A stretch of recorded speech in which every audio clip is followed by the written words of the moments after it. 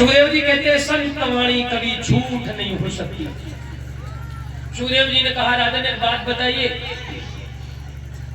एक महात्मा की कुटिया है, एक महात्मा की कुटिया है। अच्छा, कुटिया की तरफ गंदगी है, इतनी गंदगी कि जो हम देखा नहीं जा सकता। परीक्षित जी कहते हैं फिर बोले तो एक मनुष्य आता है, महात्मा जी से कहता है, हे महात्मा जी अपनी कुटिया में हमको एक दिन रुकने की आज्ञा दे दो, सुबह ही होते हम चले जाएंगे। मेरे भाई बहन परीक्षित जी कहते हैं फिर सुखदेव जी कहते हैं महात्मा जी ने उस व्यक्ति को एक दिन रुकने की आज्ञा दे दी, अब वो व्यक्ति रुकता है। महात्मा जी कहते हैं सुबह हो गया तुम जाओ, तो वो व्यक्ति निकलता नहीं है, कहता नहीं मैं तो यहीं रहूंगा। परीक्षित जी बोले ये तो उसकी बहुत बड़ी गलती है, उसको निकल जाना चाहिए। सुखदेव जी इतना कहते चुप हो गए, लेकिन थोड़ी देर के बाद बोले देखो राजन परीक्षित, यहां तक भी परीक्षित को अभी भी वैराग्य उत्पन्न नहीं हुआ। बोले देखिए जैसे कि माना एक बट का वृक्ष है, उसकी लंबी लंबी दाढ़ी होती है, जटाएं जिसे बोलते हैं, बट बरगद के वृक्ष में जटाएं निकलती है। बोले हे परीक्षित, जटाधारी बरगद का वृक्ष जो है, उन जटाओं में एक व्यक्ति अपने हाथों से जटाओं को पकड़े हुआ है।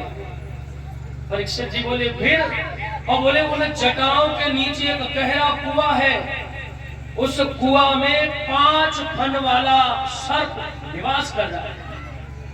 परीक्षित जी कहते हैं फिर, और बोले उन जटाओं के ऊपर मधुमक्खियों ने अपने छत्ता को रख लिया है, शहद की एक एक बूंद टपक रही है। वो शहद की बूंद जो जटाओं को कौली से पकड़े हुआ व्यक्ति है उसके मुख में गिरती है। आप लोग बड़े ध्यान से समझना, बोले जटाओं की कौली जो व्यक्ति भरे पड़ा है, वो शहद की बूंद उसके मुख में टपकती है।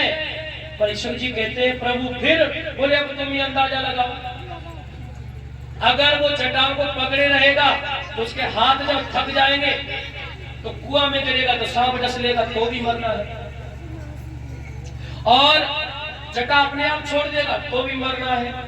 और सांसारिक शहद रूपी संसार को जो तुम समझे बैठे हो, वो शहद कभी भी बंद हो सकता है। परीक्षित जी कहते हैं वो कैसे? बोले क्योंकि उसमें तो चूहा जो व्यक्ति जटाओं को पकड़े हुआ है, उन जटाओं के लिए 2 चूहे काट रहे हैं, एक सफेद कलर का और एक काले कलर का। परीक्षित जी कहते हैं प्रभु ये सफेद और काला कलर, ये चूहा कौन? बोले दिन और रात, कोई और नहीं है, दिन और रात। बोले अगर शहद खाने में लगा रहेगा तो चूहा काट डालेंगे तो भी मर जाएगा, हाथ थक जाएंगे तो भी मर जाएगा। परीक्षित जी कहते हैं प्रभु मैं कृतार्थ हो गया। और ये